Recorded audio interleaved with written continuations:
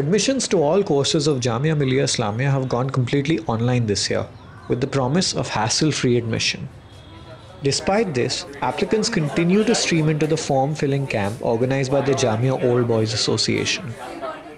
And it is not advice they require, but actual help to fill up and submit forms. The counter, manned by 2 volunteers, sees over 100 applicants a day, with no 2 applicants coming with the same problem.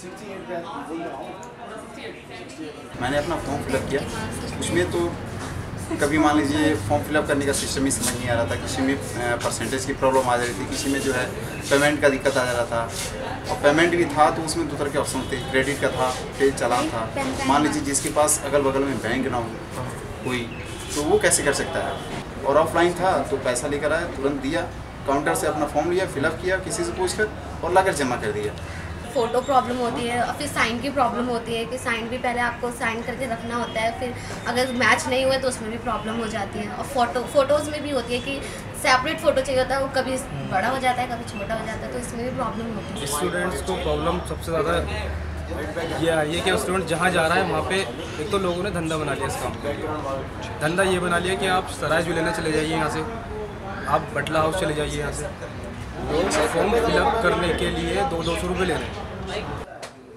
Mohammad Faizan, who is overseeing the admission process, feels that the university is actually losing out on an opportunity to get good students. 5-7 हज़ार form तो भर लेंगे, लेकिन इस तरह से जामिया को नुकसान बहुत होगा। जितने फॉर्म आने चाहिए थे जामिया के, उतने फॉर्म नहीं आ पा रहे। और मुझे लगता है कि जामिया इस बार जो है करीब 1 लाख, पिछले साल की कंटिन्यू फॉर्म कम आए। JNU ने भी दोनों मोड दे रखे हैं, DU भी दोनों मोड देने की बात कर चुका है, दोनों मोड देगा। Though the system has been criticized, Dr. Mansaf Alam, who oversees the admission process, feels that the applications are coming in as usual and will touch the expected 100,000 mark. हाँ, थोड़ी सी प्रॉब्लम हो रही है, engage phone आ रहा है, जाहिर सी बात है, तो लेकिन हम सुबह कभी कोई रात तक भी करते थे, लेकिन हमने टाइम दिया है सुबह 9 बजे से 5:30 बजे तक उसको इंटरटेन करें। The admission process has seen a lot of hiccups while attempting to go completely online.